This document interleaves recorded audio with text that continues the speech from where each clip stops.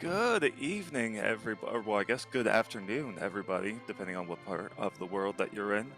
I am the Blue Wizard. I am joined here today by the awesome and amazing Mecha, and we are going to go ahead and have hopefully, I imagine, an amazing match between Gambit017 and warlink05.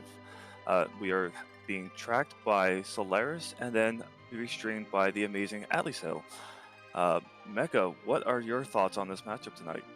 I'm thinking 8 D-miss. That's going to be a lot of turned into miss forms. You know what they say, 8D miss and you win every round of Rummy 500, poker, Texas Hold'em. It's like a really full shooting house. the moon. Really shooting the moon there, huh? Yep. Yep. And we can see that our objectives. Yeah, I mean, 8D Actually, miss, a pretty difficult mix. Kainazo, Evil Wall, Valvalis, Calbraina, Antline at the wrong spot, and Elements at the wrong spot. Like there's some power there, and we've got the Rosa start to go with. Yeah, like this is kind of not quite as hard as the Red Moon seeds have been, but still pretty hard. Good start, very strong start. Ooh, and a hook. And a hook. So thankfully, that's. I think getting the hook right off the bat actually is a massive time saver, because you already know that it's going to be a forced hook, and if you're going around, you've got like an edge and a Rosa start. You know that you're already going fast, so you don't have to spend any extra time looking for that hook that's going to go ahead and get you on the ground. Yeah, no, I agree. It also gives you a gated shop early under these flag sets, which has significant value if you got, find Iridia, or like want to see if you can find hourglasses, right, like stuff like that, right, like as well as the underground melee equipment. Maybe you could find ninja swords for edge and really do some great work.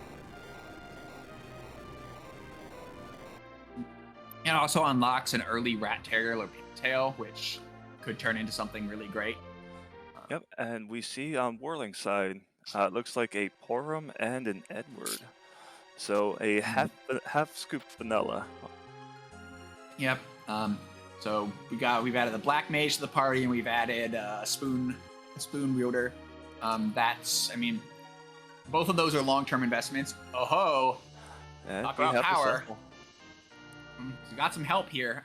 Cecil, right? Like you'll almost always go up ordeals in this flag set because there's so many bosses to check. All right, like, and now we've got value going up ordeals in Cecil. Yep, and we have also, once they go ahead and, because eventually Warlink is going to go ahead and find that Cecil as well, we'll have the power couple in play, and we know how strong those two together on any field can be. I suppose the Waterfall. I wanted to note Waterfall had a dancing dagger. So whatever Edward comes with, you can at least use him for the early game, and that's a big help. Yes. So when Gambit finds that, or like finds out about Edward, that'll be a welcome thing to have. And we see the full scoop of vanilla as Warlink finds the old sage himself, Tella, on mana ordeals. Another good reason to finish ordeals. We have two characters that are significantly benefited by ordeals. There's a ribbon hit in the back of Waterfall. That's great defensive gear. Yeah, and it looks like Gambit is doing a little bit extra looting there and got rewarded for it. Yeah. And I know that we have the power couple in play, but unless you find some decent gear for that Cecil, like a holy sword or a power shirt, Zeus gauntlet, it's gonna be a little rough at times. Odin, you don't need Odin. So Odin taking a shower today, or meditating under the waterfall as appropriate for a samurai. And Gambit's nopes out. Edward hits the bricks for Warlink as they've hit their 6th character. Yeah, but that dancing dagger, that is the elusive extra character in this seed. Making all the difference in the early game. It definitely can be. It'll give Palom something to do in the first fight before he gets his Ice 2s. Lots of whistles. I've seen at least 2 whistles so far, so. Yeah, they're just going to be whistling Dixie at this rate. It's true.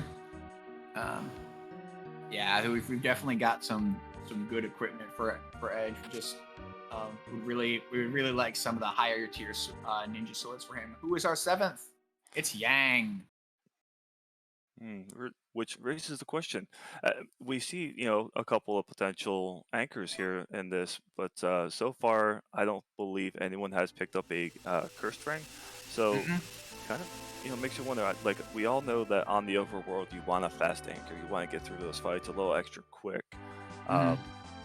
But unless a cursed ring is found, or maybe a dwarf axe for someone to go ahead and wield on. That would have to be Cecil. He's the only axe wielder in our party. Yeah, and you don't want him to be the anchor underneath, even though his agility doesn't get all that high.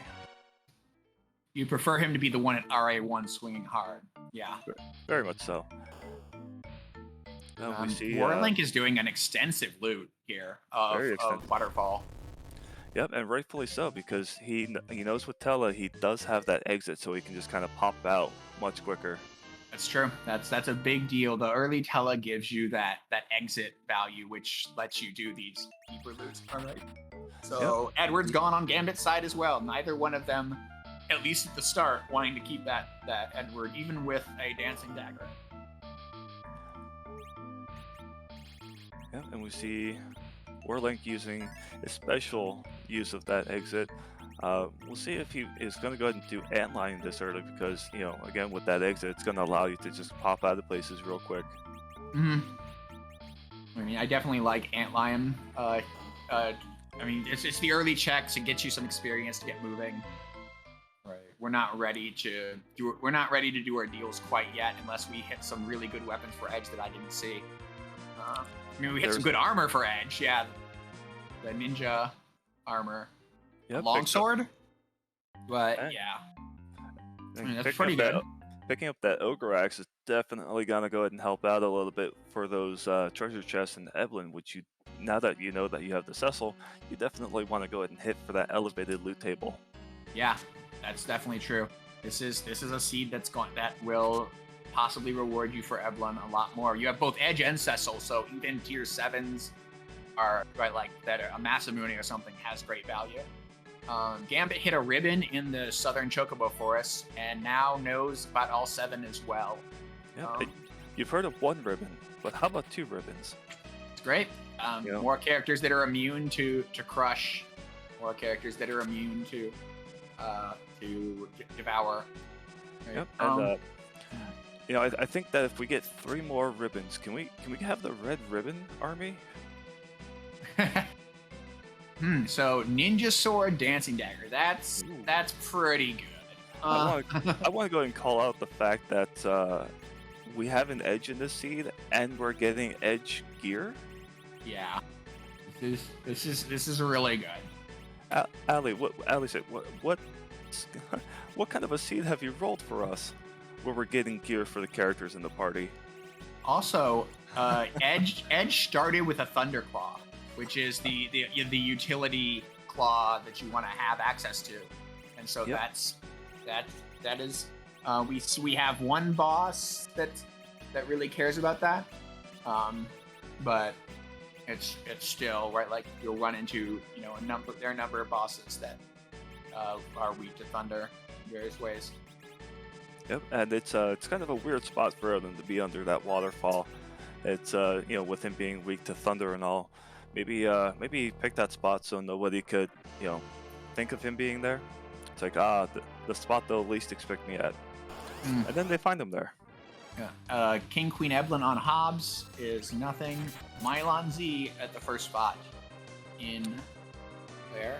And Warlink is going to taking that exit to Antlion Cave. Yep, and we'll see. Yeah, we'll see if they can pick up the first quest boss check, and we'll see what happens on the second boss of Ordeals for Gambit there. And we're doing recalls with Tella to try and hit some value. That's reasonable. I think we can nickname Tella Pepperidge Farms at this point, because he tends to recall a lot. Yeah, he does remember, but not very well. Antlion at vanilla location is a objective, and Warlink's gonna get on the board first here. So we are at 2.5 scoops of vanilla this seed so far. Can we get a third scoop? Will we have a banana split? Who knows? Stay tuned for on the next episode of Free Enterprise. All right. Tower key. That's a solid item to have before going underground. That is a fantastic item to get. Because not only will it be, will you start off in front of the tower when you get underground, but you can, once you go ahead and do the super cannon room, it'll actually automatically swap you back over to the Falcon, so that's less time you have to actually go ahead and try and trade out airships. Sure. That's a Grimoire hit. That is a very good Grimoire hit. Second Grimoire finishes the job with a Quake. And yeah, the second spot is through Gambit using those Grimoires and having them be effective. It's a reasonable place to use them because in this case, because he didn't need to, but they sped him up, right? Yep. Like, and Grimoires are inconsistent, so it's a perfect place to kind of like, if this can speed me up, great, right? So that I like those Grimoire usages. Same, and I mean, you know, I'm always here for a very successful or a very not successful proc on the Grimoire, because I mean, what is a wizard without a spellbook? All right, we're gonna finally see what Edward has for us, and that was a Twin Harp. That was a Twin Harp on Gambit's side. So, and I missed what Warlink got. I did. It went by too fast for me. Yep, did anyone in chat have Darkness? Darkness. Is it Darkness again? It is. Wow. So, you know, Mega, I know that we did comms together last night, but you wanted another jet seed, right? I mean, we're not seeing as jetty a set of bosses, but we're absolutely seeing the world is open to them now, right? Like, Very they have much access to everything. They have access to week early here, right? Like, so again, the question becomes, when do they grind and how do they grind, right? Like that, they now have a ton of information on solving that. Well, Warlink does, right? Like, once Gambit gets around to Edward, he will get the same. So now they have a ton of tools and a ton of information to start making that decision of how and when do we grind. Yep, especially because you have Tele, you can go ahead and set up for a D-Money grind. Yep. Which you know, some people like to do the idea of, you know, grind early, grind often, and given that we know between both runners there's at least let me see here, 1, 2, 3, 4, 5 key, 4 key items in play, and that's a lot of key items already. Yeah, it's pretty solid. We have Cure 3s in Troya, which is one of those finds that you like to have around. And so we've got Cure 3s in Troya for Warlink, and picked up 5 of them. Yep, definitely a strong item to have while waiting on either Rosa or Palom to go ahead and pick them up. Yep. And we see the divergence converge. Yeah. Hey, at the same time, they're both going to check out we didn't get a pan, right? Like, this is a reasonable check. Yep. Of course, in many flag sets, you do this because you want to hope to spike a magma and not do the hook route. That's not the case here. They are doing this for checking shops, as they both are, for, you know, another boss spot down, for another key item spot down. Gambit selling off his whistles for a pretty penny. That's the big thing about the whistles, is they, you know, we have a lot of money from our loots. Dwarf Axe, the back rowing tool. Yep, picking up a karate gi. And it's a back rowing and agility mastering tool. Orbs. We've got the CPU going after Fabul.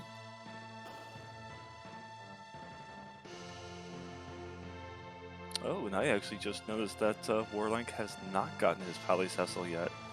Right. Hasn't gone back to the mountain. Yep. That's going to make things a little bit slower, because as cool as Dark Knight Cecil looks, he is a lot more effective in his Pally form. Yep, that's true. This is essentially wasted experience for Cecil. Whether that's good, whether that means that it'll be easier to slingshot Cecil at some point or what. That could be the plan. Is slingshot Cecil.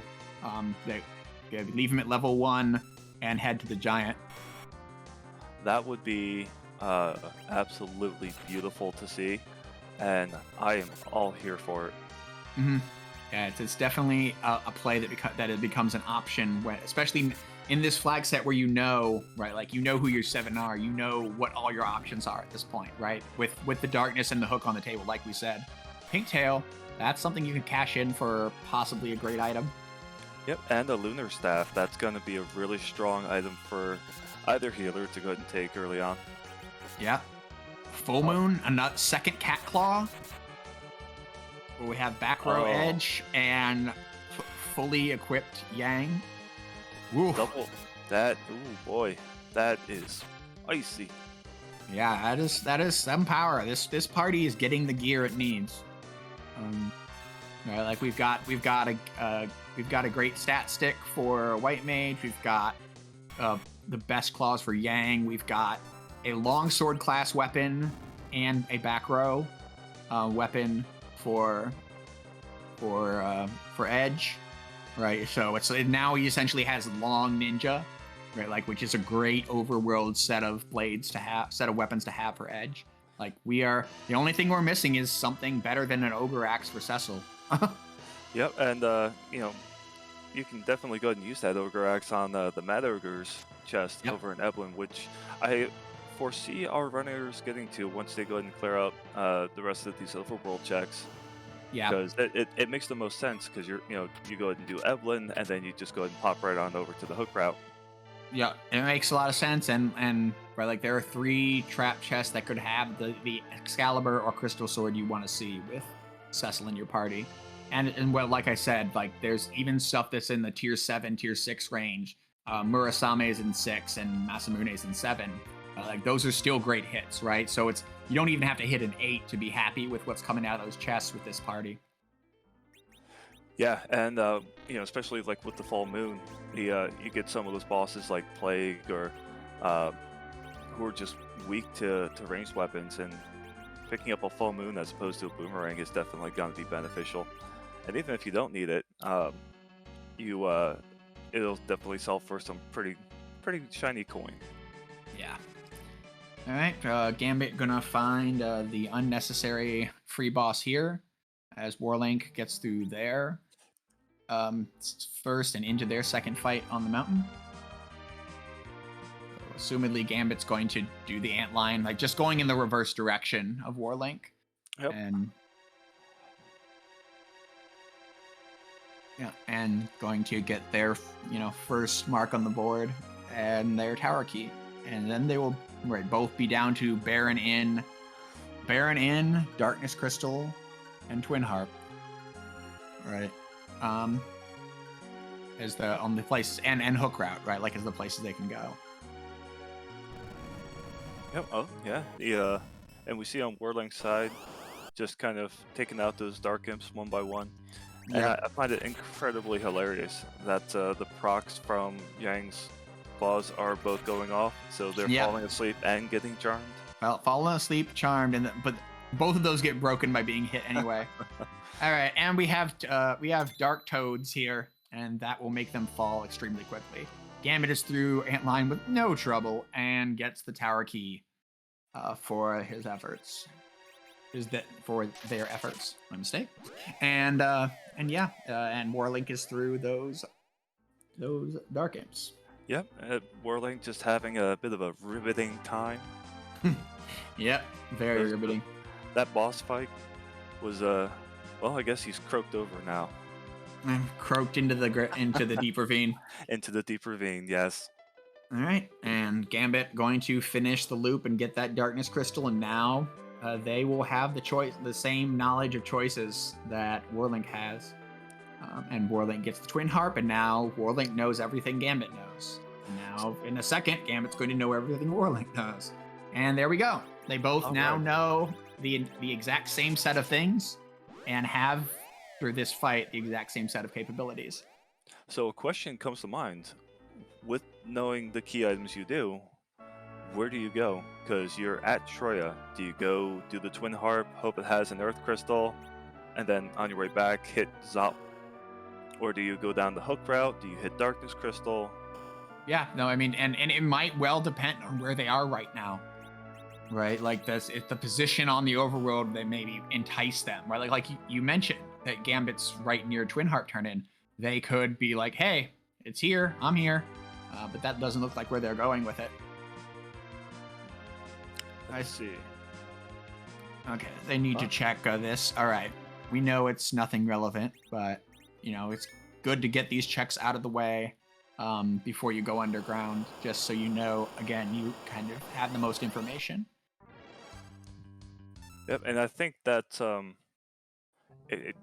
even for our more experienced, some of the experienced runners, kind of like when you get that really early Darkness Crystal with the party, including the power couple, Rosa and Cecil, it's just kind of like, okay, well, I know, should I just outfit Cecil to go ahead and do cover strats on the moon?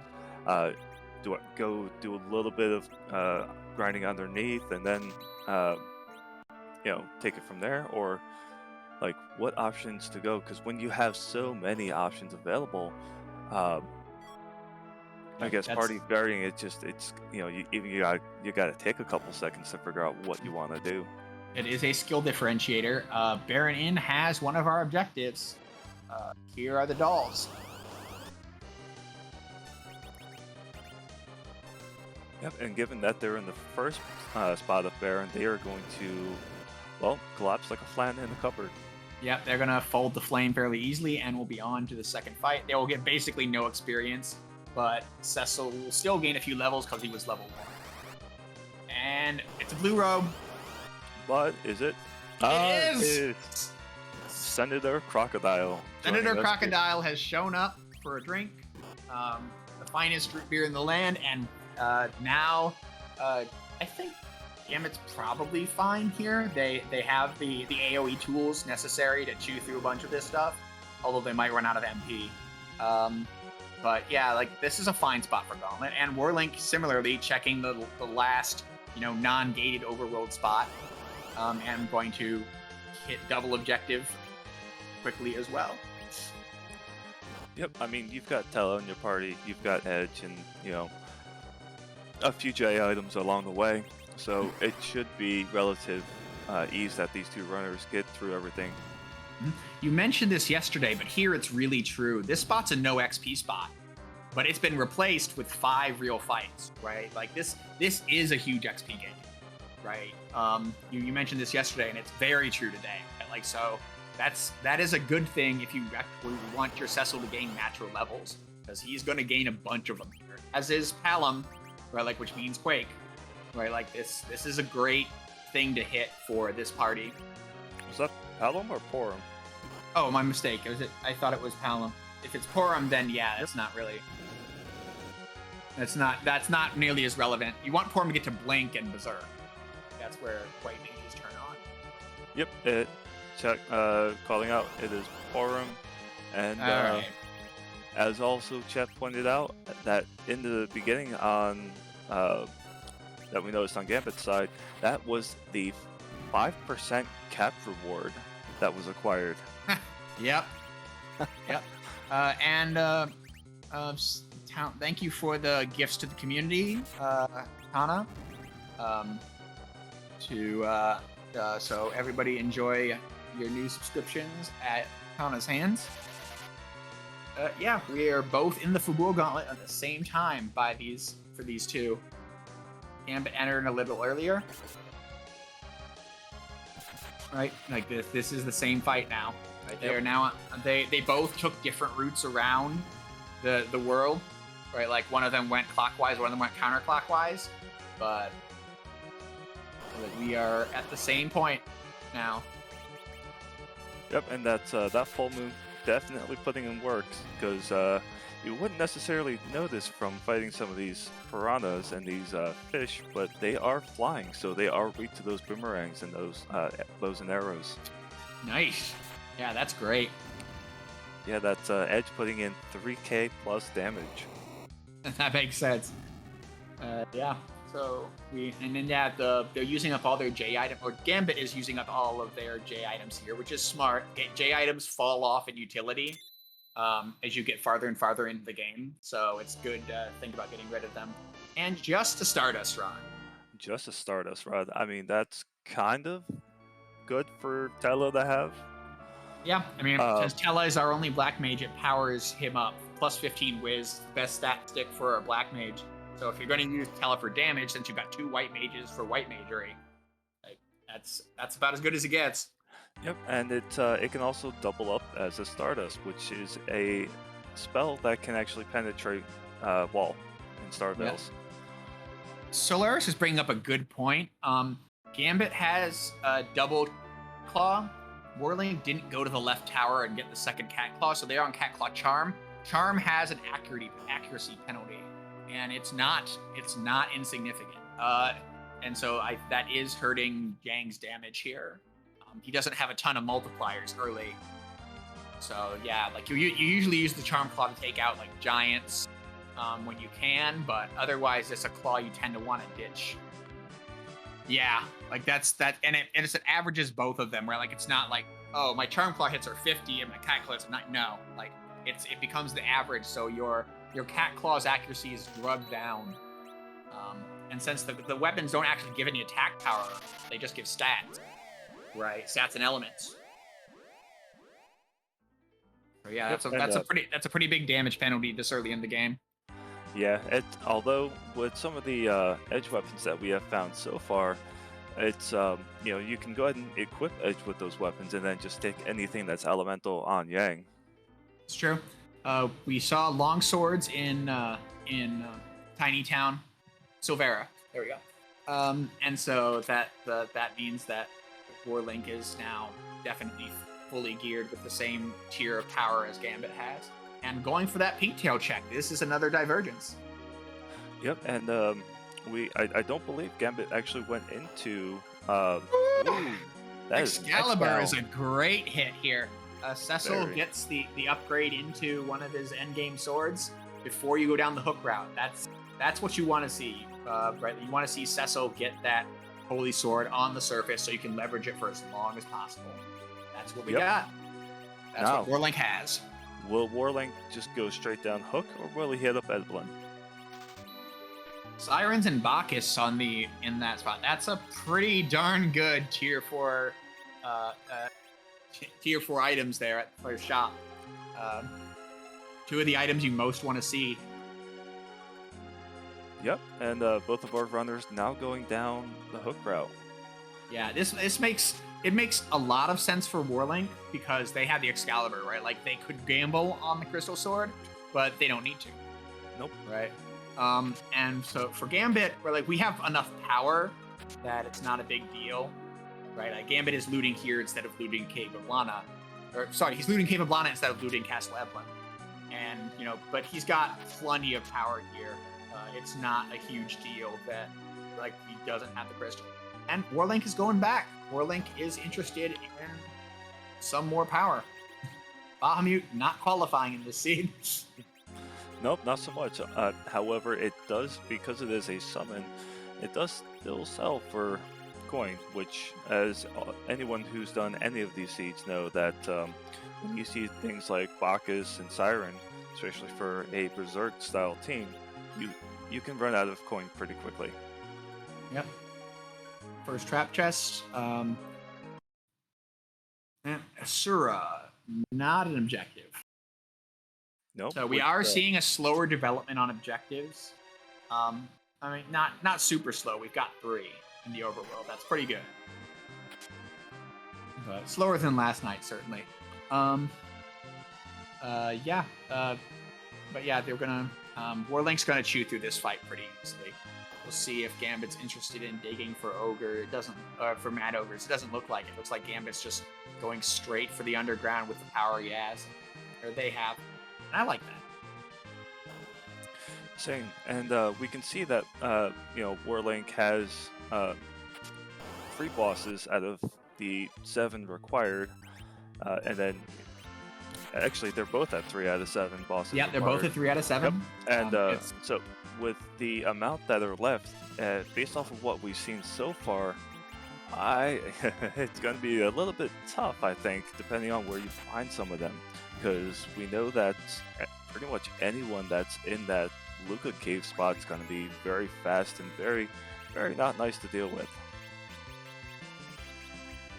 All right, and Gambit, they dug for the ogres and found them quickly, and that's gonna be, pretty easy kill, I think, in the overall. Yeah.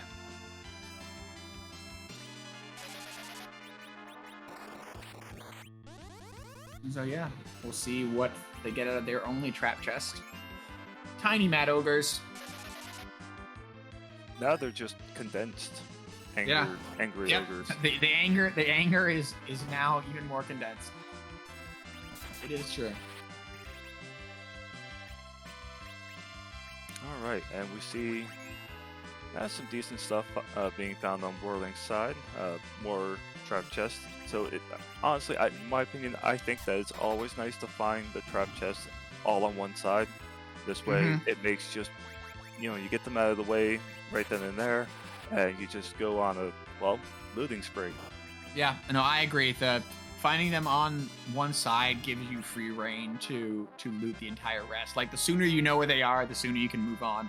Especially good if you're skipping them, but even if you're not, right? Like, it lets you know.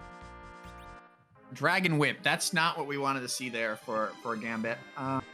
Yeah, again, I think they had actually found one in Cave of Blana, right? So that's like just 2 Dragon Whips doing nothing.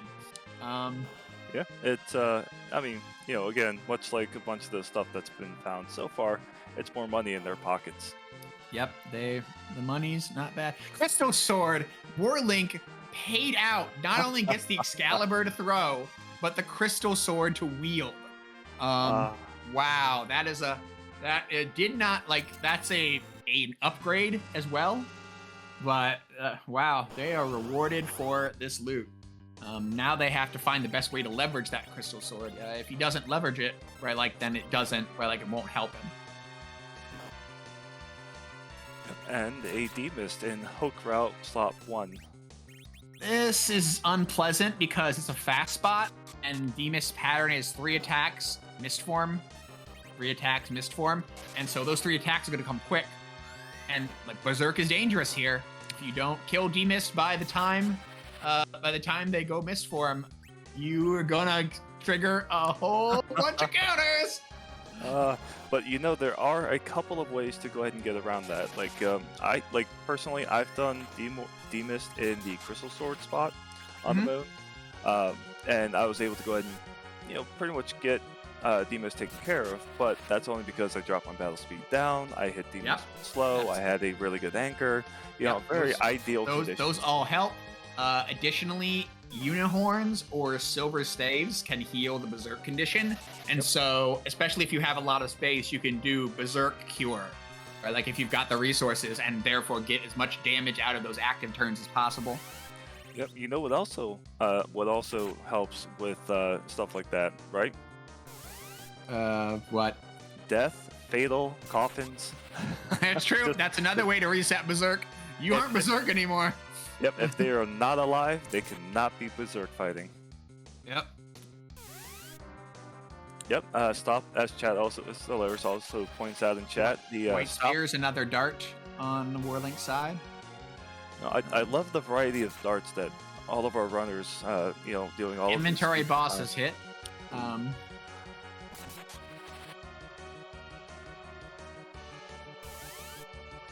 Using that apple.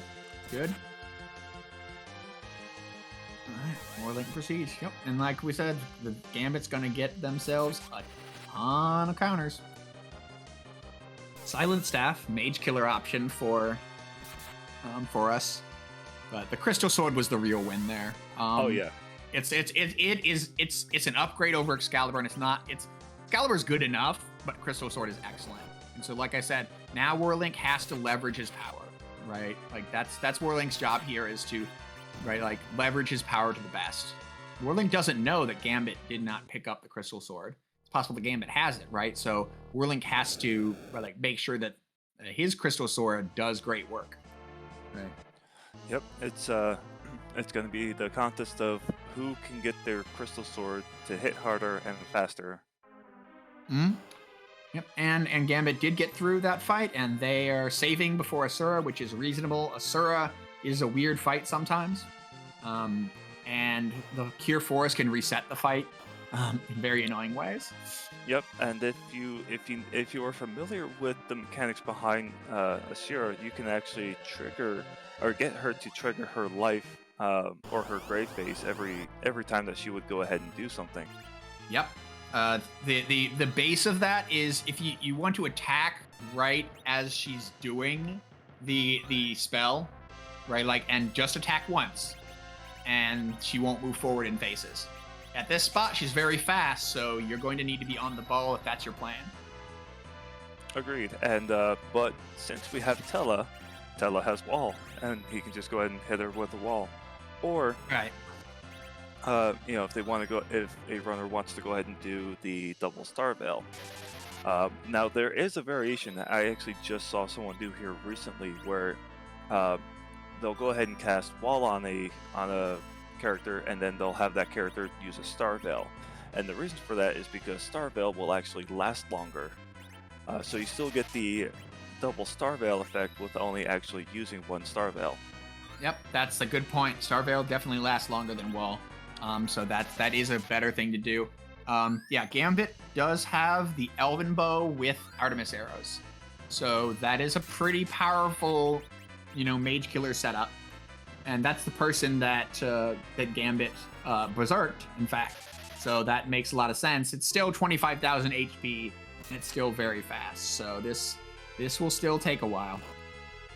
Yep, and Rosa with that berserk is gonna put in a lot of quick damage on Asura. A lot of quick and her hit rate's not great though. Like she's still not cracking 4 digits, right? Oh no, she is. Okay. Yep, she's fine. Yep. Yeah, it's fine. It'll be fine. It'll be fine. All right, so yeah, no, that's a good enough amount of damage here. Using some of those darts, that's a good idea. Like darts are a resource, right? Like you don't want to end the game with any elixirs unspent. You don't want to end the game with any darts unspent. All right, you want to use them. You want to use them to speed up your fights. And we saw Gambit do that with the Grimoires, right? Like we're seeing it again. Gambit is definitely displaying like good techniques to speed themselves up. Yep, I just I want to see a set of flags that involves like your starting kit is all Grimoires. That'd be funny. Start with like Sea Neki and 99 Grimoires. Have a good day. So Warlink's in the first fight here. There's some distance between them, but it's not that big. I do think this is the kind of difference that could be made up with a crystal sword. Yep, and I mean, power couple. You've got Cecil with the crystal sword, Artemis arrows putting in work. I mean, between the two of them, you don't need Porum or Edge. They're just kind of there. Yeah, it's true. I mean, Edge's ability to throw darts will help you speed up fights in a different way, and I think that's also very valuable. But you're right that like in terms of just being able to complete the seed, I don't like the seed will be completed, right? And it will be completed relatively fast. Yeah, with as much damage as Rosa and Cecil are putting out versus the damage that's Edge is putting out, you don't really want to actually, in my opinion, do much with Edge outside of have him have him use the skill Image, because every time that Edge enters the queue, it's holding up Cecil and Rosa from doing actions. So by him not doing any actions, he's actually going to help Rosa and Cecil get through their queues that much quicker. That makes sense. Asura is down though on Gambit's side, which is going to put them underground at 3830 or so. Yep. And we see Warling coming up on his Demus fight with a Berserk Cecil. Yep. Both of them just trying to power through it. And the mist isn't doing a ton of damage here, so it's fine. All right, and we see a spotted DKC in Gila's tower. Yep. At the DKC at the top of the tower, not an objective boss, but not a hard one either. I mean, that is a spot where it swings pretty good, but it's entirely beatable. Yep, and with both of our runners having the tower key, I mean, you're gonna go into Babel no matter what. It's gonna be a boss check. You get a key item check, and it's pretty quick too to just pop in there, get that done, and then you'll be back in the Falcon in no time. Yep. Rather, you'll be back in the, as you noted, you'll be back in the Enterprise in no time. Oh, I said Falcon. How about that? You mentioned it earlier. You're fine. Yep. And we see exactly that. Gambit's gonna go and at least probably cash in the tower key. We'll see if Gambit wants the free 25,000 experience or what. And Warlink going back to save before Asura. Again, we think that's a good choice. Asura can go wild. Yep, because if you're not prepared with either back row Cecil cover strats, with cover strat with blink, then, or just some type of blink image setup, Asura's gonna punch you, and she's gonna punch you very hard. She's got 4 arms for a reason. Yep, it's very true. And we see Baron guards here, not an objective, but an easy fight. And yes, you do see power overwhelming. This is like a Rosa start became a Rosa edge start, turned into a Cecil in the waterfall, or in the cave, right? Like in the watery pass, right? Like this is, and we got Hook a start and Darkness from Eddie. So the world is wide open and incredibly powerful for these two. I believe we can about call this an Aladdin seed because it's just gonna show them the world. Yeah. Shining, shimmering. Well, Warlink has found it shining and shimmering because Warlink got both an Excalibur and a Crystal Sword, and Gambit has neither. Yep, no, and which I'm kind of curious to know I'm gonna make a little note of that. Why no Evelyn just yet? I mean, like I said, it's a thing where like sometimes the rule is right, like the same reason you quit looting, right? Like you have enough power, where like are you gonna roll dice for more power? And I think that Gambit's answer, they were just thinking, no, I don't need to roll dice for more power. Like I can go, right? And Warlink made a different decision, right? Like Warlink rolled, the dice a couple times to get power, and it paid. And so now, like I said, like Warlink has to leverage that crystal and kind of make that time back. But that's what Crystal Sword can do for you. Yep, Crystal Swords will definitely allow you to be making up plenty of time. And we see Gambit actually going for that DKC, who's not going to, deal out a whole bunch of damage. Not even a threat for people. Just bam, bam, bam, and that is done. Gambit will get the key item here, and then go out, be in the Enterprise, and get another one. Yep. Well, provided it is a key item. Yeah, Could always be a Zonk, i.e. a white shirt or a glass hat. Magma key, also a Zonk. Oh boy, we can get underground. Yeah. The Whelp That's Gone prize has arrived. But yeah, I mean, it's a key item for 10, so it could be worse. It could be a cabin. Could what cabins? No. Those are myths. Like, how about a big bomb? A big bomb at the top of the tower. That's pretty bad. Yep. That's that high quality boss reward. Mm-hmm. Yep. The bosses, if you're not familiar with how the scaling works, gated bosses are supposed to have better prizes than ungated bosses, and moon bosses are better than either. Or quests, I should say, or bosses. And so this is supposed to be a higher tier that can reflect itself by giving you things like cabins. I've gotten cabins at Rat Tail and Pigtail, right? Like, good game. Yep. I mean, Kevin's camping gear is always valued. I don't know what you're talking about. The Yeah, I mean, I bet. Look, I don't think I've gotten anything worse than a cabin from a gated spot. All right, so Yep. the Enterprise is here to catch Gambit, and they get the Adamant Rock. So that's 2 key items.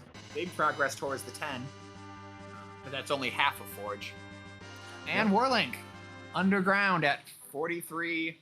53. 53. So what? That's 5.5 minutes difference, roughly. Yep. So that's 5.5 minutes that Warlink has to make up on Gambit here. I expect Warlink to not be looting anymore, right? Like, there's what else is Warlink gonna find? Right? I don't expect Gambit to loot much either, so it's going to have to make itself up in routing and bosses, but we will see. Yep. We'll see who guesses better. Sparkle, and we have no Sparkle bosses in our array. Nope, not a one. No, that's so for Dwarf 1 is a miss on terms of objectives. Gambit, they feel confident enough to take it. Warlink having the same decision: do we use the tower key immediately or go somewhere else? And Warlink is interested in going somewhere else. Going right to that dwarf castle check. Yeah. Well, that might be just reshopping, or it might legitimately be for the check as well. I think with the Crystal Sword Cecil, you do the check. I agree. I think like that's how you leverage your power, right? Like, as you just slam the Crystal Sword into everything that is in your way. Yep. And we see on Gambit's side the age-old do. Yep. Pale Dim will counter every melee attack with slow and absorbs all the elementals. So if in an early position, Pale Dim can be very annoying. In the late game, you often have Virus and such to make the mages capable. But yeah, in the early to mid game, Pale Dim can be incredibly, can kind of get you in a niche way. And did you know that actually Pale Dim is he's got an allergy to the crystal swords? I hear. Huh. Yeah. Turns out if you hit him with a crystal sword, he'll do this thing called die. Very quickly, I might add. Yeah, that's the worst type of anaphylaxis shock. Yeah, very very much so. Yep. Wow. And there we see where Warlink enters the Pale Dim fight just as Gambit is leaving it. Right. So I mean that's right. Like, assuming that Warlink isn't tempted by Tower, right? Like, skipping Tower is another Moon Sparkle. So no objectives here. Yep, double sparkle. Although is it Wyvern time? It is. Magic attack here is low, but not that low. Oh. Wow. Wow, that was a brutal. And we're gonna go Artemis arrows. Try and kill Wyvern. Life for another target. Artemis arrows did it. Woo! Yep. Just enough survival there. Just enough M defense for Rosa to clutch it out. That had to be a good scary moment there. Very much so. The magic attack power is so weak that lit 1, lit 3s are survivable, but Mega Nuke is still Mega Nuke. Yep, the edge with them dodge rolls to not actually go ahead and succumb to the opening nuke. Mm-hmm. Yep. So now Warlink's that happen. Yeah, and Warlink's gonna have the same thing. Crystal Sword doesn't help you here unless that Cecil survives. We will see. Yep, and let me see here. Since we saw him already, it's also possible that if Odin were in that spot, that players would actually go and survive that because, fun fact is, his Zentetsuken is magic powered. And we see Gambit with an exile of his own. Yeah, that helps even up the power a bit. Cecil survives, and Yang got up the Star Veil. So through that Wyvern easily. And yeah, Excalibur and Artemis arrows. More power for the power couple. Yep. It's like this seed was designed for them. Mhm. And yeah, that Excalibur really does help. Um, help Cecil do the work that Gambit wants him to do. So for Warlink, it's just another dart. Yep, and to go ahead and point out for chat, on the Blue Moon, all of the usual glitches are on, except for MP underflow. So you have things like life glitch, warp glitch, sylph glitch, but you don't have MP underflow, and there's no item duplication. Back row glitch as well, right? That's the other one that's common. That is the big one. And then red strips away everything but the life glitch. You are absolutely correct. Hmm? Oh yeah, that's... Oh, I just missed the key item. I looked back and it was disappearing.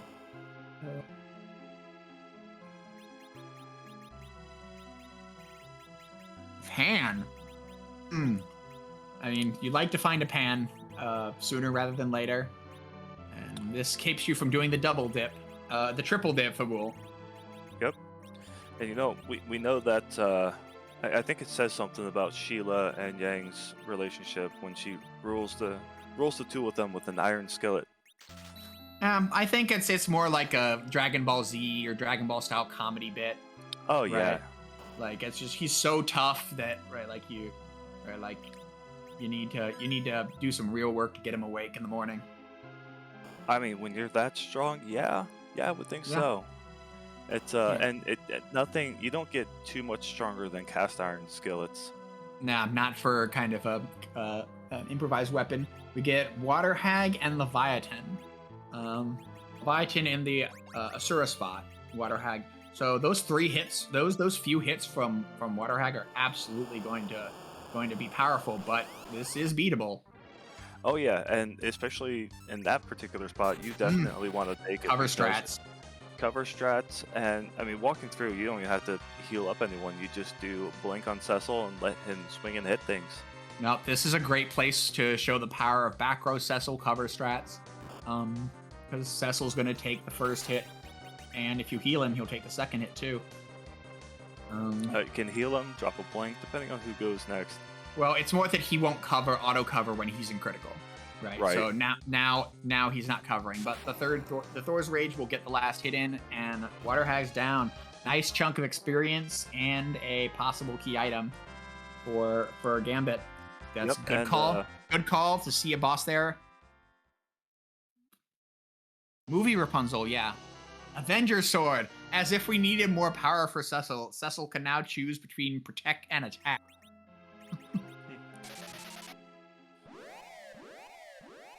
We have the defense sword, the Avenger. Warlink has the defense sword. Yep. So you wanted more things to dart, right? Yeah. There's more things to dart, that's for sure. Man. Yep, and we see Gambit going down the Sylph Cave to go ahead and wake up Yang in Sheila's absence. Yep.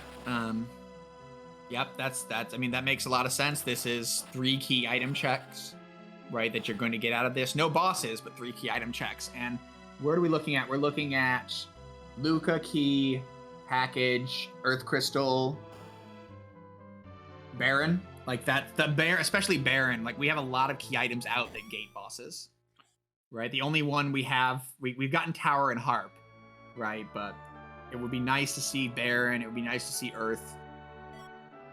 Oh yeah, it would be absolutely nice to see those, but given the history of the Blue Moon seats, we'll have to go ahead and do some digging for them.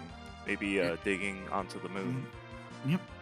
Warlink does do the full tower as well, just like Gambit did. Gambit gets the other half of Forge and doesn't immediately go there. Very interesting to not actually go and do that. However, 3, 4, 5, 6, 7, 8, 9. I think he's on the hunt for that last key item, so this way he doesn't have to double dip back down or triple dip into the underground. That makes sense. We are really, really close to that 10th key item on their side, and Warlink gets the news of the magma key up at the tower and goes to walk it out and find out about the other key item that you get here. And will it be the 10th? Nope. Ribbon is not it. One more roll. And Dragon that's a hat. Nope. That is a double miss on Sheila today. All right, so a question comes up then. Do you go and do Twin Harp for a potential 10th key item and a boss check? Or do you keep going around and looking for that 10th key item so you can go about and do your grind? I mean, where do you have left to search? That's the thing, is you've already done Tower, you've already done, there's nowhere left to search except Twin Harp. Right. Well, I mean, especially on the Overworld, but you do have. Well, I mean, that even in the Darkness Underworld. Yeah, you have the Darkness Crystal, but there's nothing else underground left, right? Like, other than the Leviathan at Asura spot, right? Like, you already did Dwarf and Tower, right? So, like, they are actually almost out of Blue Planet spots if they don't hit, one of those boss gating items I mentioned a little bit ago. Yep, and we are up to 3 out of 5 ribbons haven't been acquired this seed. So I don't know. I think we're getting closer to the Red Ribbon Army, or maybe the Blue Ribbon Army, since we're on the. I mean, we're certainly getting close to the nobody cares about Golbez anymore army. Golbez, what's a Golbez? Golbez, Shadow's gonna have a tough time eating all of these people. That would be just too pretty for him. Like, yes, such divine accessories. And Warlink doing the Fey March checks essentially the same time Gambit did conceptually, and going to get their pan, his pan, and see the water hag, and we'll see if he wants to take it as well. I'm starting to think that the pan was actually forged by the dwarves in the underground with the adamant ore. Maybe. Coffins in Fey March shop. We still have a reasonable number of free bosses available. Wouldn't necessarily be a bad thing. Yeah, and given where all of the bosses that happen, and I mentioned it earlier, given the locations of the bosses, or rather what bosses have been found so far, it's not looking good for the remaining checks. Mm-hmm. Because it's that's, true. I mean, bosses like Elements and Valvalis, they're starting to look like they're on the moon.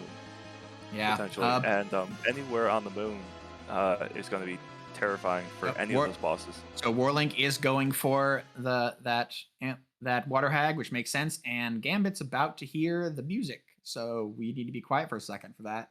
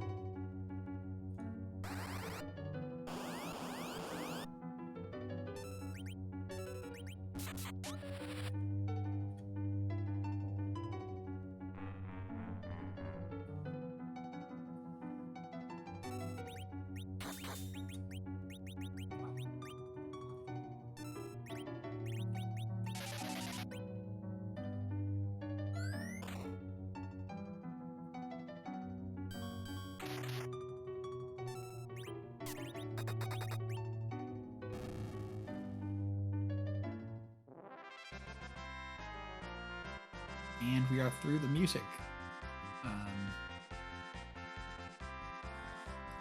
Yep, and that was Lufia 2 Rise of the Sinistral's regular boss music. A fantastic game and fantastic music. Yep. And there's that traditional Twin Heart pass, not 10th key item we wanted, but you're exiting out with it. Yep. That's good. I mean, even though it's not a 10th key item, it is still a very nice find, because that's gonna make your very end game go by that much quicker if you don't have the best of luck during it. Yep. Warlink, in the meantime, got his Avenger, went over to Leviathan, and is going to tear through Leviathan here. That's actually, like, this is a divergence, right? Like, whereas Gambit orphaned Leviathan check, right? Like, if this Leviathan check has something like Baron Key or something, this could give Warlink a significant leg up, right? So this is a route divergence that could real value. and doesn't look to be having any trouble with it. Nope, that's the case of, oh, you're doing damage. Oh no, oh darn, whatever will I do? Because those ice Yeah. twos, as we can see, are not really doing that much damage. Yep, this spot doesn't have good magic attack. No, And that's a good thing for Warling to recognize here, that this is in fact a very beatable Leviathan. And what's Warling's reward? The spoon. that It's is a another key dart. item. It's a key Well, item. It's a dart. Yep, it's a key item, or it's a dart, or, hear me out, we grab Spoonword and make him a Zerker and slingshot him. But I don't think either of our runners will actually do that. No, that is an option that's on the table right here. Right, as Gambit goes for the whale, Morlig is going to get his 10th key item right here, because the spoon is an extra key item. So that's a difference here. So Warlink's going to be at 10 key items, and he will have the ability to have a more effective grind. Yep, because we know that Warlink went down, he got his pen, and then did the tower, got the magma key, and yeah, that's going to be a 10th key item, which will definitely go ahead and make Warlink's grind that much quicker. Yep.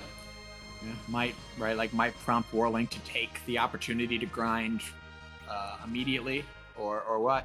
But yep, here it comes. Also the Super Smith, which Gambit skipped. Warlink could go for it, but I'm not sure what you're expecting to find there. So I do like the skip, right? Like, because the best case is you get another upgrade for Crystal, or maybe one of the ninja swords, right? Yep. But there's so many other cases that aren't really relevant. But Warlink is going to go for it. Barbacia is at Bahamut Cave. That is value.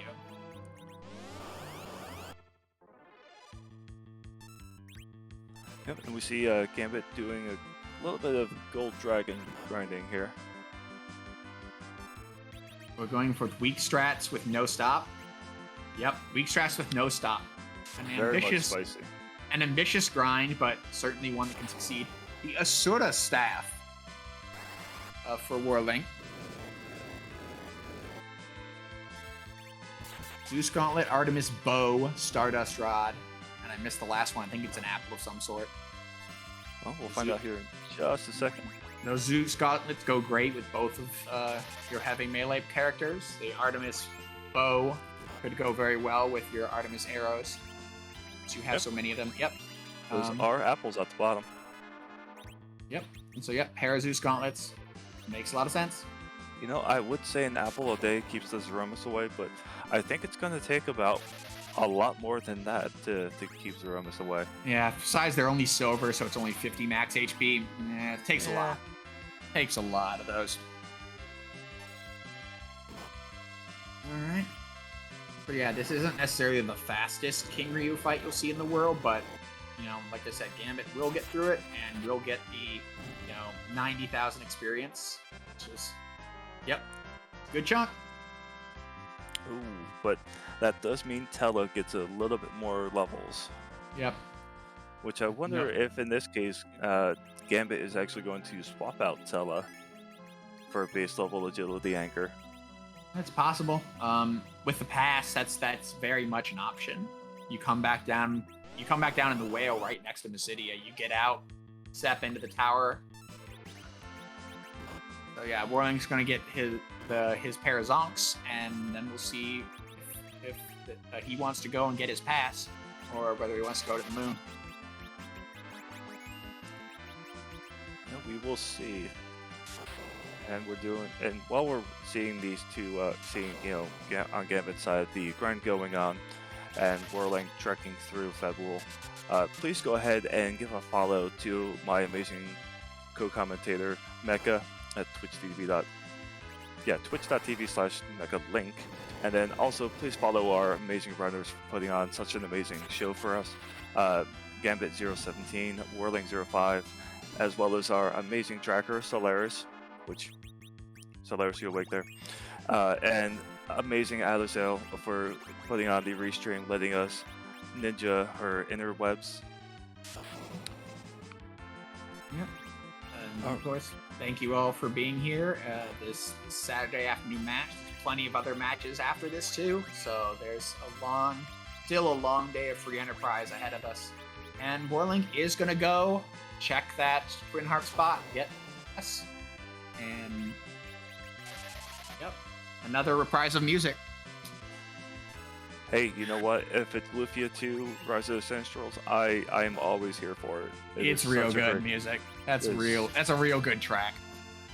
They have a randomizer for their ancient cave, which is actually pretty fun. The built-in randomizer is very cool. I'll go ahead and point this out. Slayers, you are a person who pushes buttons, and they're not eating. That's the most important part. Yep. I know Ancient Cave is a very interesting one, but there is in fact what's referred to as an Ancient Cave randomizer, right? And Final Fantasy IV does have one of those. It's not Free Enterprise. It's Free Enterprise is a classic Overworld randomizer, but people have tried to put together, like Earthbound's known more for its Ancient Cave randomizer, right? Like that's Ancient Cave style randomizers are kind of one of the, kind of big randomizer types in the community of general randomizers. And so Lufia 2 is like one of the progenitors of randomizers, so to speak. All right, Gambit gets the second grind fight down and exits. I do think that the FF4 PR does have an Ancient Cave randomizer. I think there was one for FF4 as well, but I don't. It's been a long time since I looked into it. Gambit's probably recovering before going back in. Yep, he's definitely a good move to save after your gold dragon gold dragon grind, because ladies and gentlemen and anyone else, words are hard sometimes. Especially when you don't have the proper amount of caffeine. We see music about to come onto Warlink's side, so I will quit talking and y'all enjoy.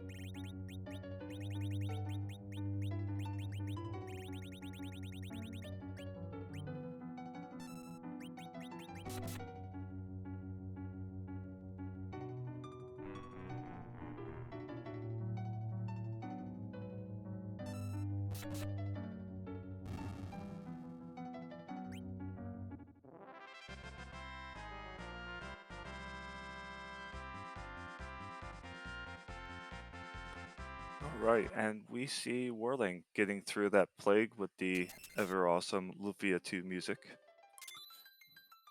Yep, and Gambit is in the Valvis fight, which will finally get to mark the fourth objective. After getting 3 on the Overworld and 0 in the Underground, we get a fourth objective in Bahamut Cave.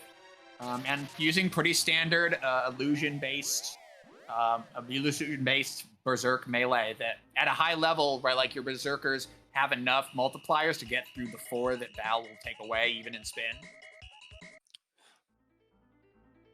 Yep, it is seldom that you do find a haunted underground. Yep. No, the underground is haunted, and that means that there almost has to be, 2 on either or. I mean, we do have a lot of the gating items left out. Baron, Earth Crystal, Zot 1, or like all could have bosses for us. And we see Gambit through that Valvalis fight. Yeah, I suppose there's only one underground boss that could be an objective, and that would be in the Luca Cave. Yep. Sand Ruby, also nothing.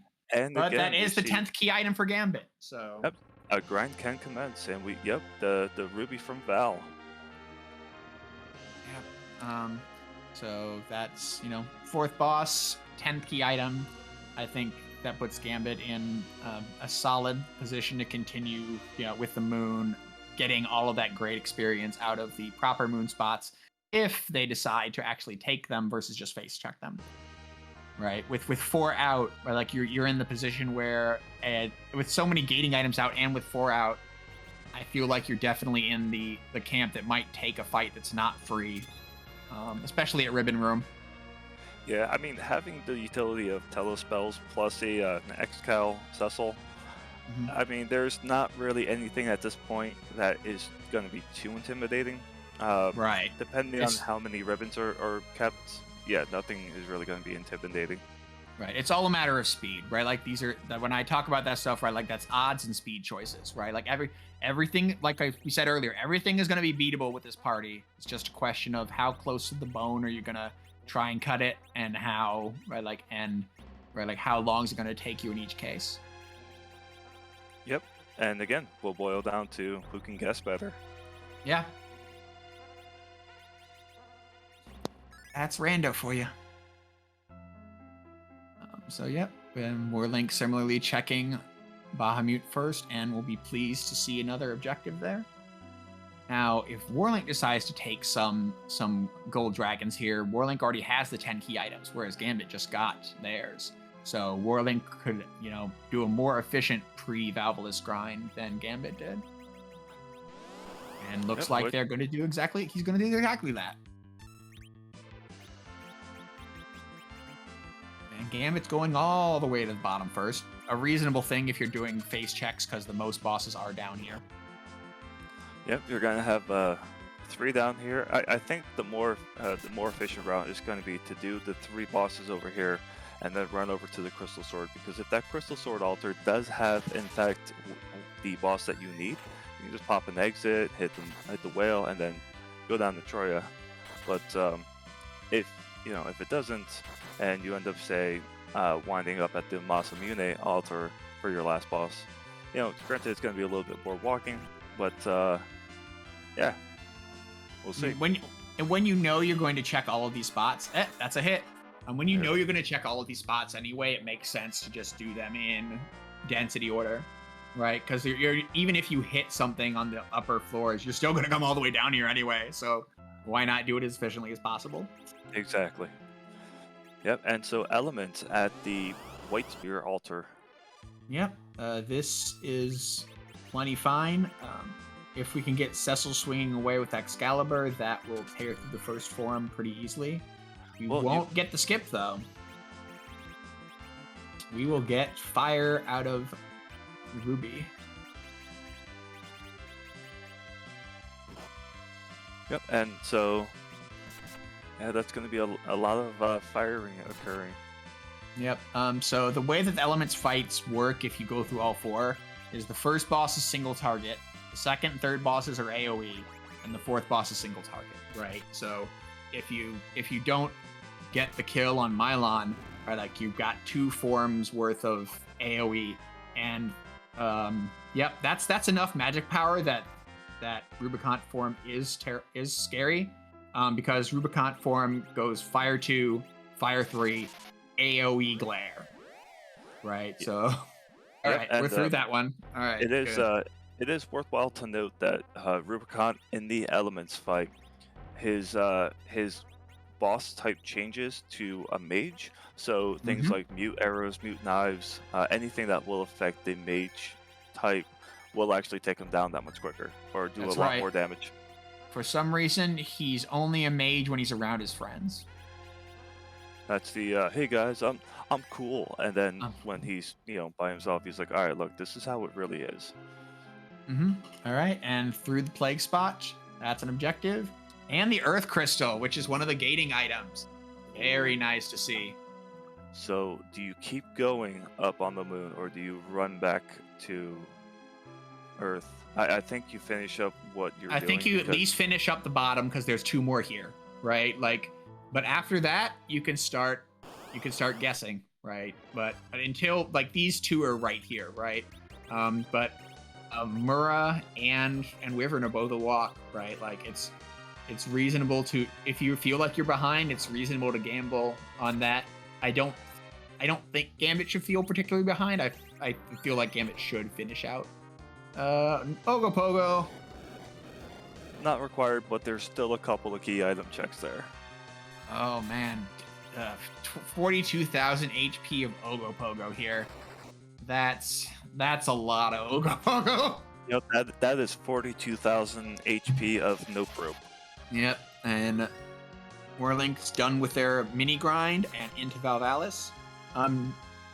Look at the numbers here. Right, like in terms of character level, right, in terms of character power. Cecil's at 2601 on Warlink's side. Right, like Rosa's at 2012, right? Like that's 400 more HP on Rosa. Rosa is Z ready on Warlink's side, whereas on Gambit's side, right, like she is definitely not. Well, you know it's because Rosa, her unspoken nickname amidst the Final Fantasy IV community is actually Swolsa. I mean, you gotta respect leg day. Can't. Yep. But yeah, I mean, she's back there bracing herself with them arrow shots. Yep. But that, I think, I mean, that's, in this case, it really is the difference between grinding with 9 key items and grinding with 10 there. That I think they both did the same number of fights, and Gambit went in a little leaner because they didn't have the 10th key item. Yep, and that can make all the difference. But it's still gonna help taking down the Ribbon Room altar with 10 key items, because that's gonna be 200,000 XP, and that is definitely not anything to sneeze at. Nope, that's just a lot of XP, right? Like I don't think that Gambit's gonna have any problem getting to a Z level amount, but it's more that Warlink's just gonna have a little more power going through these bosses, right? And as I talked about, right, like we're not at the point where we could just want to face check stuff, right? Like we want to kill stuff, so that extra power plays here. Agreed. Right, and Gambit did make it through. Luca key, Baron key. Oh my goodness! More gating items. We suddenly have what, 3, 4, 5 spots open up on Earth, as well as the Zot 1 spot becoming more tractable, just in what we've done on the in those 2 fights. Wow. Wow. Yeah, so all of the gating items were actually on the moon. Yep. So wow, yeah. No, this is definitely, you are definitely going back to the blue planet. Like, it's just a question of what are you going to leave on the moon? Are you going to risk leaving Mura or Crystal? Luge, reset out. I think that makes a lot of sense now that you got so many spots, right? Like on the blue planet that you can check. That, like, why fight Luge there? Yep, and you know, we see actually on Warlink's side we find Golbez. Oh, Golbez at the Mura spot. Wow. Yep. So yeah, we'll see if Gambit goes after Mura or not. It's possible that Gambit takes the 6 shots on Earth and goes back to them, and would be leaving 1 boss on the moon. Well, we see actually Gambit going for Crystal Sword. Yep. And it's time for Shadow to pop out, have a snack, say what's up, and you know, just kind of dip on out like he always does. I like checking Crystal Sword here because you basically have to go the same distance to get to Crystal Sword as you have to get to the other bottom checks, so you're never coming down, right? Yep. Like abandoning Crystal Sword is just as bad as abandoning any of the other bottom level checks. So I think it's smart to check Crystal Sword here. Now I think there's a good reason to skip Mura here, right? Like, but it looks like Gambit wants to close the door on that possibility, and will be rewarded with a Golbez. The Golbez reward. Yep. And then we're effectively in go mode, because unless Earth Crystal just doesn't wield anything. I mean, between Earth, Baron, and Luca, that's got the rest of the bosses. Yeah, the rest of the bosses are all open to us, right? The package is the only boss that's not, and right, like at this point that only gates 1 boss. So there are still going to be 7 bosses that aren't behind the package, right? So at this point we are in Like, we are in the way to the end of the game is open to us now. We just have to find it. Warlink is through Golbez as Gambit starts it. Yep. And, well, unfortunately, that is not exactly the crystal that we need. It is not. But it'll definitely help the spellcaster stay alive a little bit longer. Yep. And so, yep. Now it really is down to there are a couple of options. Do you do Baron?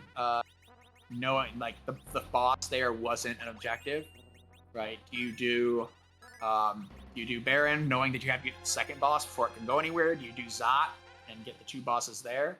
Do you go underground and gamble heavily on Luca having the faster boss, right? Like that's the choices you'll have when you get back to the blue planet here. Yeah, I think honestly, I think the fastest check is going to be going just straight to Baron, because you have the two very low health bosses. Just plow right through them real quick, and then you just have the summon check underneath Baron.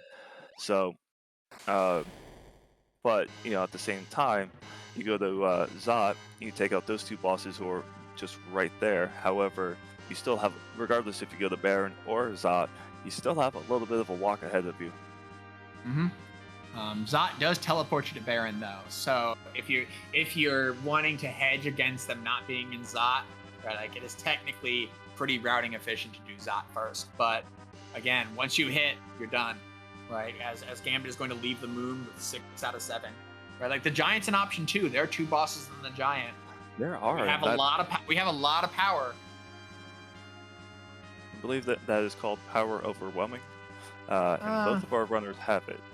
I'm not sure that we're quite to the no. Okay, no. Cecil's at 2,700 HP. Rosa's going to get over 2,000 here. Okay, yeah. No, we're at the point where like those two together can down Zeromus. Yep. Even just honestly, even just a Crystal Sword, Zeus Gauntlet, Cecil. All you do is you just battle speed 1. Pop him with the Berserk at start, and let him literally just let him go and hit things while Rosa heals, and it's just that's it. Ninja Hat actually, I'm seeing over here on Gambit's side, that'll help Cecil hit things harder. Well, not harder, but faster. Yep. All right, and Warlink is doing the full top down. So going to run into that no thank you Baigen at a stage where Warlink doesn't have the knowledge that Gambit did, and so Warlink is going to take this fight instead. Yep, because that could still have the package. Yep, I mean it could still have a relevant thing. It's more that, right, like we talked about this when Gambit went down and Warlink's in the same boat. But like you're kind of in a kill for key items mode. It's just that by going top down, Warlink will end up killing Baigen, right? Like, and maybe skipping the ribbon room, right? Yep, and you kind of have to almost get into the mentality of both our runners, especially with like Warlink. Because you have the Crystal Sword, the Zeus Gauntlet, but you don't have the key items, and you're on the moon. So there's the idea of obviously doing all the moon checks, but like you said, we still have the entire Giant to do, and with the package being a 2.5 minute check, it's like, do you take that gamble and go ahead and do a package check in the off chance that it is a required boss? Power shirt only. Yep. So Warlink. Yep. It just means that Warlink's going to end up killing an extra boss, because I don't think you ignore. Right, like you'll get the Earth Crystal out of killing Golbez, and then you'll be at 6 out of 7. You go back with just the Earth Crystal. Right, like, and ignore the last 2 bosses. I don't think you do. Right. No. I mean, definitely does not hurt to check at this point.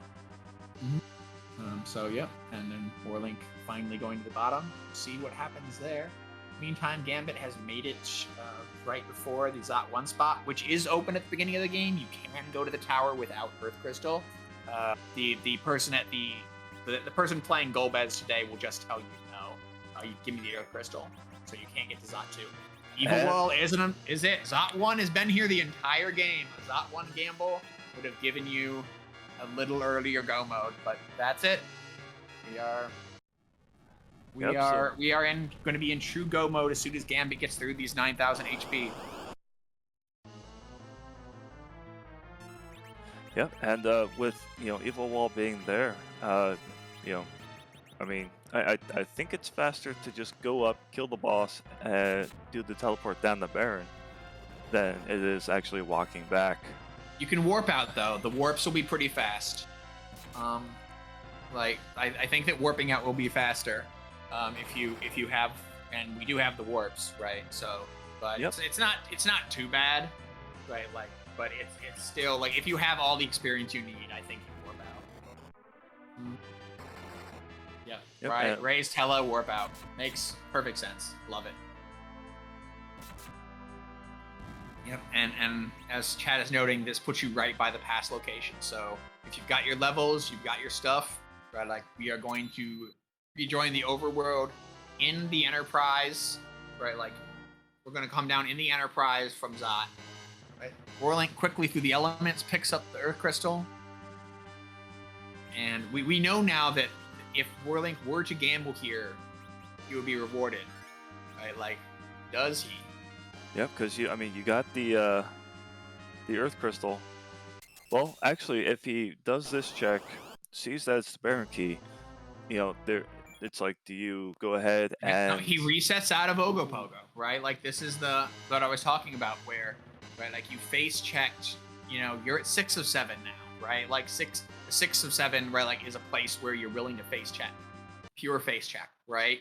And so, in order, right, like, one of them got to skip Crystal, the other one skipped the ribbon, right? That's a rounding change, but it makes a difference here. We're going to see Luge here, and almost certainly another reset. And then Warlink will have only one decision to make, because the only thing Warlink unlocked is Earth Crystal.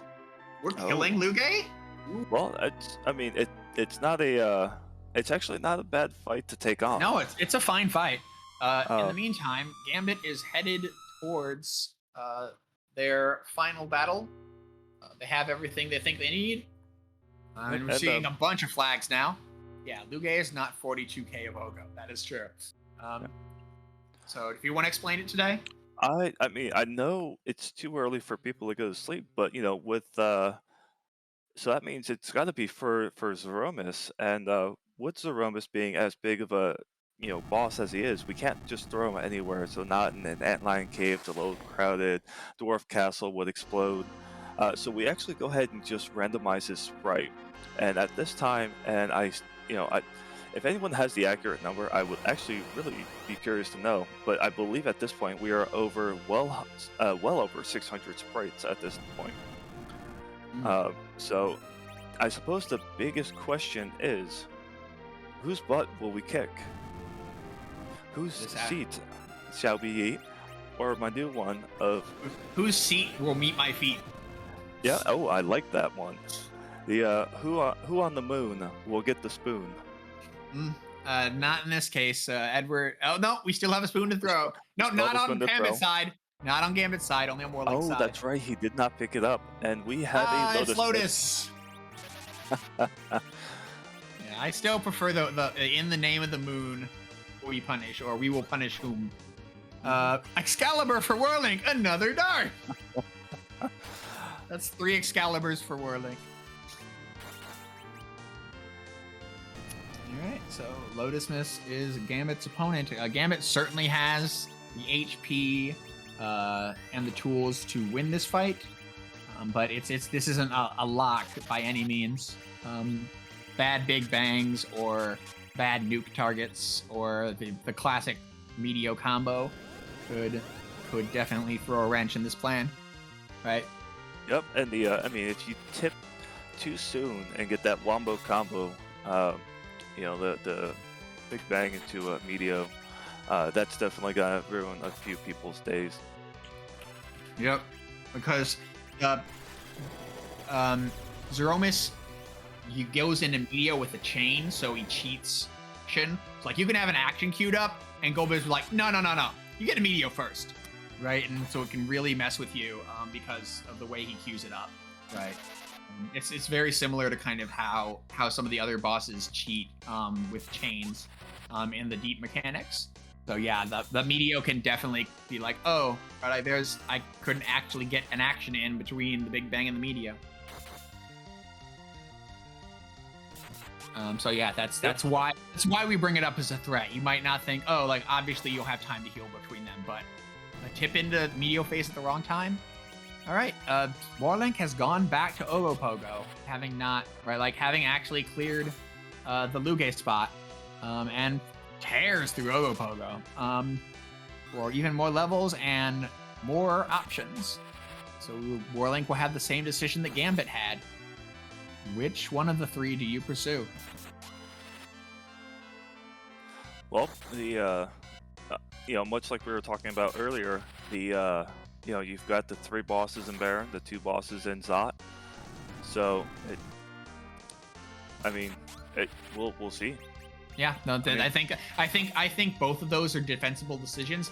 I think that Luca Key would be an enormous gamble, and you'd be gambling essentially that's behind package and Luca Key, right? Because otherwise you should do them, or like you should do the other ones, even if they're late in there, that'd still be faster than going down for Luca Key. An unnerfed Big Bang met with a Cure 3 only.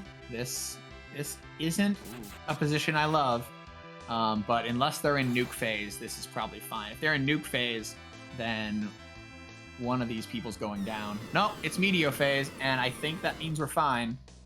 Warlink's going for the Giant, which is another perfectly reasonable option. We don't, like, another Meteo's not going to kill us. I think we're through here. Yep, Cure 4 kind of seals it. I think Gambit is going to finish shortly as Warlink enters the Giant of Babel, which has two bosses of its own. There were a lot of options here at the end, and Zot 1 paid. And we see a Lotus Most going down. GG's to Gambit. Sinking below the clouds as Zeromus does when defeated. Gambit017 has won the game. Their time is 1 hour, 30 minutes, and 8 seconds.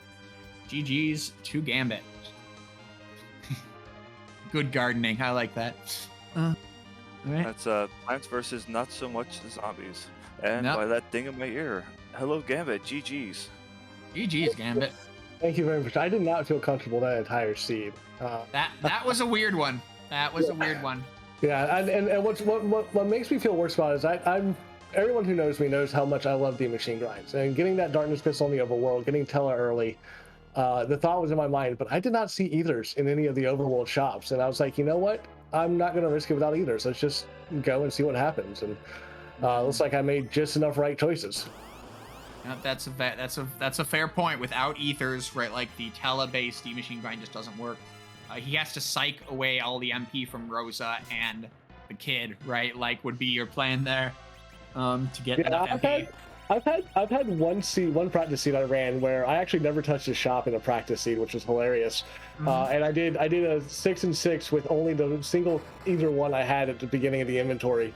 So that was a fun seed. So I know it's possible. I know I could do it, but I did not feel comfortable in a race setting, especially against Warlink. Warlink is such a good runner, and me and him have talked back and forth all week that we both felt nervous coming into this because either one of us could have easily taken this, and I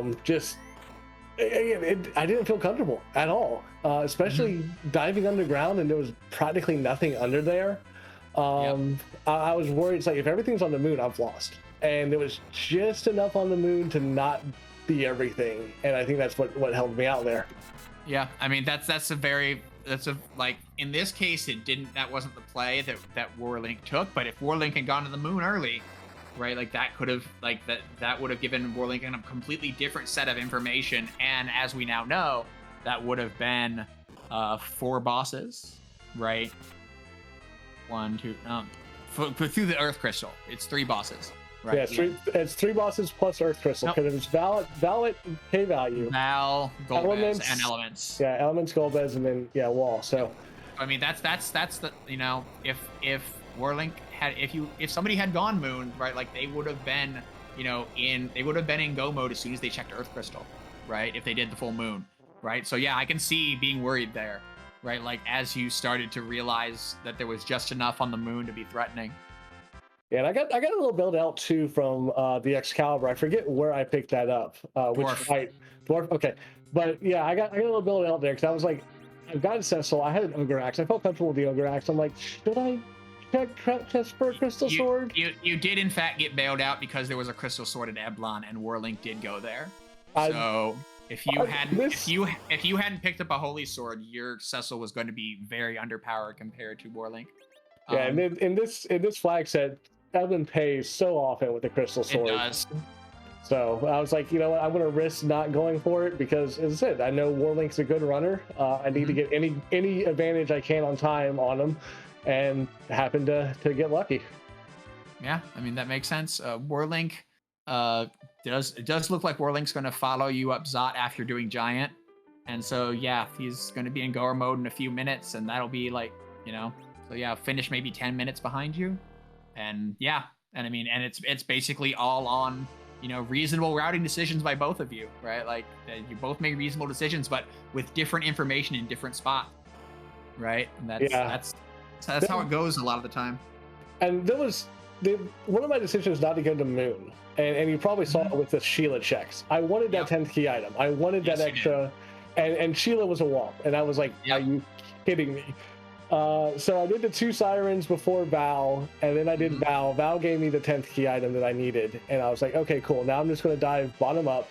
I'm going to take Ribbon Room. I'm going to take... My thought was take Ribbon Room, take Masa, and get my experience there. Well, I decided to check White Spear first. It was Elements, and I was like, you know what? I'm going to go Ribbon Room next, get my experience. Got the 2 key items. It was Baron and Luca, and I was like... Yep, holy cow. The only thing I don't have access to is the package boss, and with only 7 of 8 required, that one boss can kiss my butt. So at that point, I was in face check and go. Checked Masa, reset. Checked Crystal Sword, reset. Checked. Paled him, found Golbez. Was like, all right, cool, we're good. And then it was a decision of Zod or Baron. I'm like, well, Zod leads into Baron. Giant. Let's go that way. Or Giant. But I was like, if it's Giant, I'm not even going to touch Giant. If I was Giant, I should have gone there beginning of the seed. That makes sense. We recognize that. Solaris on tracking recognized very well that was the point where you switch into face check and go. And yeah, that makes perfect sense. It was definitely an interesting seed on the watching side, just because things were they were so tight in many places. Could the Crystal Sword, how much time would the Crystal Sword allow Warlink to catch up on? Right, like you, for instance, on the Overworld, you went clockwise, or you went counterclockwise. Warlink went clockwise, right? Or vice. Yeah. One of the things so that meant that you found the Darkness Crystal at the end of the loop, and Warlink found it at the beginning, right? Yeah. One of the things I do on this flag set that I love, if I get an edge, I'll run Ordeals first. And because Edge will usually give me enough power, assuming he doesn't get a Charm Claw or something, Edge will give me enough power to get through Ordeals. So especially Ninja Sword Edge, which is Ninja Sword Full Moon. Yeah, Ninja Sword Full Moon Edge went burr this seed, and it was quite hilarious. I never really found anything better. I was like, oh, you know what? This is how we're doing. Okay. Yeah, no, that was a great early find. Definitely let you power through Ordeals. Yep. Yeah, I mean, you both did exactly the same overworld checks, right? Like you just loop clockwise versus counterclockwise. Both did Baron in, right? Like, and then the divergence was that you didn't do Eblon, you did Cave Eblon, but not Castle Eblon, and Castle had the crystal. Warlink's gonna do a little dance for us. It looks like. Warlink has activated the Pink Puff fight. Oh, I hope chat you're in for a treat. This is so much fun, and I'm glad Warlink's playing around with it. I know again, it's a lot of stress off both of us how this is over because we were both worried, and I'm glad to get the win. And I have already looked to see who my opponent would be next week because their match was literally started an hour before ours. So we don't know. Yeah, I get the winner of Flossie and Mitzi, and Warlink gets the loser, and I know who that is because I've checked, but I'm not going to spoil it for anyone in chat who happened to not see that race. I will just say go back and watch it. It looks like it was, judging by the times, it looks like it was a good one. So go back and watch it. Yep, we appreciate that. You have any questions left in your mind? Who is it? I mean, what a seed. Go ahead. I just remembered the other thing is that Warlink had 10 key items going into K-Pop Mute because he did the entirely beatable Leviathan and got a spoon out of it. Yeah, I saw that Leviathan and I knew it would have been doable there, but I didn't want to take the time sink that it was. Right. No, I think it's an entirely defensible skip, right? Like, but that made a difference in your, like, he took the 2 gold dragon fights and he was, right, Rosa had 2000 HP, right? Like, he ended up being more overpowered than you. He couldn't make up the time ultimately, right? Like, just ultimately couldn't quite make up the time, right? Like, and gets the pink puff kills. Very nice. Are we gonna see the drop? Nope. No luck there. It's worth a try. Plus, it gave, it's a good showing for chat. So. Yeah. But anyway, I think I want to dip out and let everybody watch Warlink take out Lotus Mist. Alciel, thank you for this wonderful seed. Solaris, thank you for tracking. Mecha, you and Blue Wizard, thanks for doing commentary. I look forward to watching this one back and seeing it. And just so everybody knows, once my credits end, I am going to pop back into music, so you'll get one last reprise. Okay. But I think there's a lot of micro stuff in this one, right? Like that, I think, very interesting from a technical point of view. A lot of good micro kind of decisions. Like I said, like the order you did things gave you different information in ways that totally matter, right? Like it was just very interesting from a micro sense. So I think you will enjoy the watch back. You will see a lot of interesting stuff. I look forward to it. Y'all have a great rest of the weekend. I'll see everybody next week. See you then. Thank you. All right, and as we were kind of upgrading a little on Warlink has going to Zemus, is going to fight Lotus, does have essentially an equivalent or superior level of power to Gambit, and so we should not see him have any more trouble than Gambit did, honestly. Jeez, Rosa has 27,000. Like Rosa's just not dying, right? Like This is legitimately just like you have to get big banged into meteor or big banged into nuke with no option, with no action in between. There's no other way you're losing this. Yeah, the power overwhelming that Warlink has on the side, I mean, between the crystal rings, the Zeus gauntlets, the power shirt, the crystal sword, I mean, you just have all of the top tier items pretty much in this fight. So it's going to go by, I mean, really, really quick. Yeah, no, I mean, so there are big bangs in Zeromus's. They're what we refer to as the big bangs that can do up to 27,000, right? So technically, like Gambit could have taken, right, like a big bang bad enough to kill Rosa, right? Like it was in the script, but right, like that. But that's still usually considered, like if you have over 2,000 HP, you're usually considered in good shape. And Gambit had 2,400, so it was in great shape. Warlink is actually at the level where Rosa just isn't going to die, and that means that power couple strats will succeed. Right, like no matter what. Yep, and we see Warlink using the crystal as a magic item to go ahead and trigger that counter nuke, and a great target for that counter nuke. Yeah, perfect targeting on that.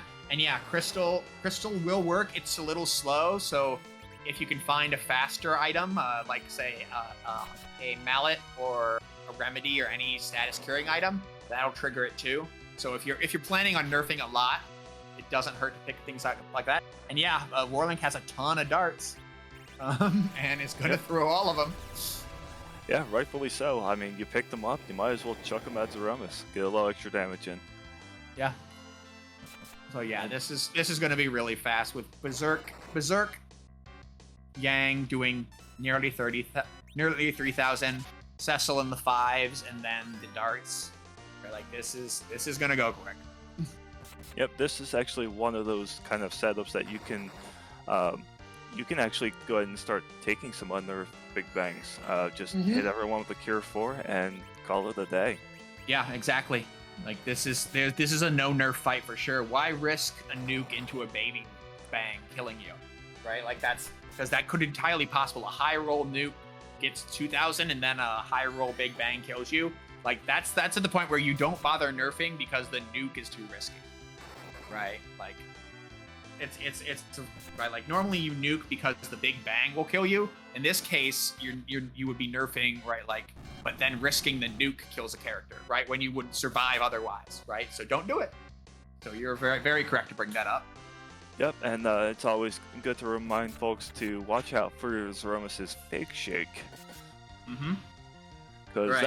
that will throw off kind of the cadence of the fight if you're not too careful, if you're maybe doing reflex strats or hybrid strats. And we see on Warlink side the Meteo come in, so that means that Zemus is actually just at about done. Yep, at 12,000 or less HP. Yep, and there it goes. There we go, GG's to Warlink. And by that ding, Warlink, GG's to you, sir. GG's. Allie, why you put everything in the moon? What, are you mad that 4 bosses were through the moon? Possibly 5? No, I'm just mad that going underground, there were 0 bosses underground. There was like 5 key items, and it's like, where's all my key items and all that stuff? Yep, 5 key items and no bosses. It was a weird seed, to be sure. 3 in the overworld, 0 in the underworld, 4 on, like, 3 on the moon directly, and at least 1 gated by the moon. Probably the other as well. Since you did Giant, we know it was gated by the moon. Yeah, and here's the thing about against my opponent. With the that Tela and that early darkness crystal, and back in my mind is, oh great, Gambit's going to de-machine quick and just blow up the moon, because they are really famous of doing. If anyone in the chat remembers the stream that coins the phrase "the Gambit," that's the reason I was afraid with Tela early darkness. Mm-hmm. And amusingly, Gambit didn't do that because of the way that Gambit fell into his information. But like he said the same thing. He's like, everybody knows me for a D-Machine grind, but I wasn't comfortable with the situation of doing it, right? But then he was terrified, right, like, that you would counter D-Machine grind, right? Like, and so yeah, here's the thing. Like during like after I pick up my characters, I go through my bosses. I go through my head, will Gambit D-Machine with this party? And looking at it, it's like the only reason to D-Machine is just to like maybe slingshot Cecil and maybe the Yang up to high levels, but with no black mages, there's like no reason to D-Machine at all. It's like, right, he's not going to D-Machine. And around the hour mark, I was going up the moon. It's like, okay, if he D-Machine already and he hasn't finished yet, that means he went the same path that I did. It's like, let's just do sirens and all that stuff. Mm-hmm. No, that makes perfect sense. No, that's they mentioned that, right, like you and he had been talking all week, or you and they had been talking all week. I'm not used to that. So like you were both very familiar with each other's patterns, and so yeah, you got it correct on that one. They followed your route. Yeah, as soon as the bracket reveal, when I pair with them, it's like, oh great, if Tela or Darkness comes up and you have all the stuff for D-Mine grind at the beginning, and it's GG's for him. And some of the practices I did, there were at least one time that I properly set up as a D-Machine grind, but my Rydia or Paladin isn't in slingshot mode, so I had to take extra bosses just to get them into slingshot range, and then and then blow up the moon. Yep. And so the another interesting thing in that same vein was that you went one way around the overworld, and they went the other way. So they got the Darkness Crystal last, whereas you got the Darkness Crystal first, right? Like you did the whole loop and then converged at Baron in, right? They saw Darkness Crystal after. You saw Darkness Crystal before, right? And so like that was, I think that partially keyed in, like if they gotten it early, they could have checked shops for ethers, right? Like, but having done it at the end, right? Like there were no more shops to check, not efficiently, right? So like that kept them from doing the D-Machine grind. Yeah, it's really hard to route in checking Bedward because it's just he's like way out of the way, and even though I think I picked up the Twin Heart, and it's at that point it's like I don't feel like Twin Heart is the play at this moment. I'll deal with it later. Yep. No, that's exactly. I mean, but yeah, like there are a number of places where the micro of this one were really interesting to watch back. So yeah, that makes a lot of sense.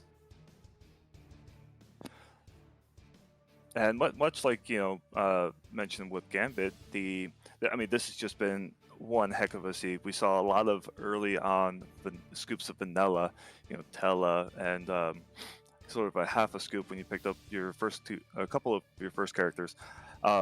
Knowing that Gambit was infamous for doing the D-money grind, once you saw that Darkness Crystal, what was going through your mind? Was it to do a D-money of your own, or to try and maybe counter that? It's basically thinking of, okay, they are famous for doing D-machine grind.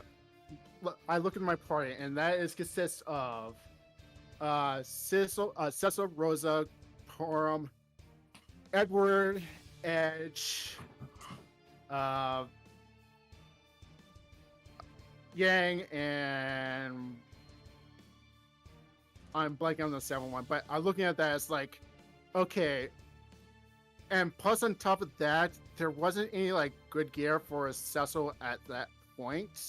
Mm-hmm. And it's like, I was like, okay, if I'm willing to the point of D-machine is just basically you're getting into Romus levels. At that point, you're just going to the moon, blow everything up there, and just never have to touch that, and hopefully you find a pass somewhere on the blue planet. So during like I said at the beginning earlier, the first few boss checkers, I was thinking in my head, there's no black mages. What's the purpose of doing a D-machine now, and who is the target to slingshot right now? And I look at it, it's like it's Cecil and Yang. Yeah, You're right. Cecil and Yang, and I don't have any like good gear for Cecil. So yep. Besides spiking a X-Cal at the Pink Tail tournament and finding the Crystal Sword later, which is like great. I have more darts. So right. So that's actually another interesting, because you found Darkness first and then you turned Cecil on last, right? Like you had the opportunity to do the slingshot Cecil because they went, from ordeals to Darkness, right? Like their Cecil had already gained levels, right? So like they were taken out of the slingshot capability for Cecil, and I don't think you ever do a D-machine grind a slingshot just Yang, right? Like, so the same calculus you did became even more prevalent for them just because of the order you did the checks.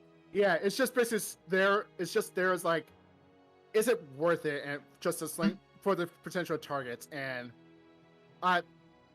it's just basically with no black mages. It's like, it's not the play unless both require, if Giant is hard required, because both bosses are objectives, which it's not, and so that Magnus is like, no, I'm going back to the other save slot and just do other things. You just stay a CPU, just terrorize the blue planet and the Giant all day you want, but I'm not touching you at all. Yep. No. And I mean, a thought comes to mind. With what comes up, in your next race, is there anything that you'll be changing up as far as routing goes? Any things that you feel you need to improve on for it? Nothing really to improve on. It's just basically there has been seeds that I've practiced. Like there are seeds that I went like 140, 130 around that stuff, and there are some seeds that went over 2 hours just because random decides to be random for that day, and basically like that. It's just basically maybe just not change that much because it's because of that nature, and plus with 7 characters, you only have 7 characters, and I'm basically comfortable with most of the compositions that I encounter with this one with no black mages. Went through one with no white mages, and all mages from another one. It's just basically at the point it's like, okay, I'm comfortable with how to deal with it. It's just basically how things present to me, and just route just a little bit better. Like if I would have done Ogopogo first before going to Dr. Lugia to deal with that. At that point, I'm in pure face check mode. I was just that's one less boss to take, but it's just basically what order, what order to take to tackle the rest of the bosses. Speaking of the moon in that sense, right? Like, Gambit, they skipped Baigen because they were in face check mode at Baigen because they went bottom up. Because you went top down, you found the Golbez first, but you were still in check mode for Baigen, so you took a Baigen fight that they didn't, right? So like again, like ordering change the outcome. Yeah, this one would have been bottom up just because I had the pass, but because there's like still a handful of bosses left. I'm not tempting of skipping the Murasone altar just because hey, there's a boss there, right? And all that stuff, right. and Wyvern's a little bit out of the way, and I basically took the bosses as the rest of my grind because I took the Sirens just to get Roses up to Q4. At the moment, I was like, yeah, this is good enough to deal with the rest of the bosses. So makes sense. But the moon is my grind. That makes sense. It happens a lot on these flags. All right, about time to start wrapping up. So, anything else you want to say, or can release you to the rest of your day? Hold on 1 second. It's just this matchup was a coin flip because both myself and Gambit said, yeah, we don't know who's going to win because we're like somewhat similar skill level, all that stuff. So basically, I'm not mad. I didn't win this match, but I know this was a coin flip, and basically at the end, it's like, yeah, it's just basically, hey, where's all the bosses at? And I'm just glad D-Mine is not the answer for this seed. So besides that, thank you, Mech and Blue Wizard, for the comms.